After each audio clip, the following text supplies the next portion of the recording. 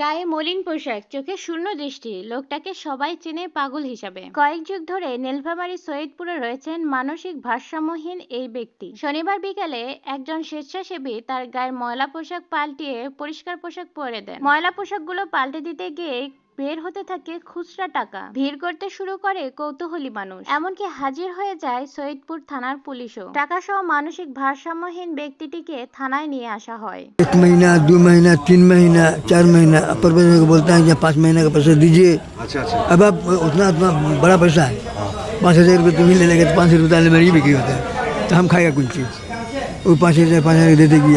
প্রায় 4 ঘন্টা ধরে গণনার কাজ শেষ করার পরে জানা যায় এই মানসিক ভারসাম্যহীন ব্যক্তিটির কাছে ছিল 3,59,052 টাকা। বেশিরভাগ টাকায় ভাঁজ করে থাকার কারণে নষ্ট হয়ে গিয়েছে।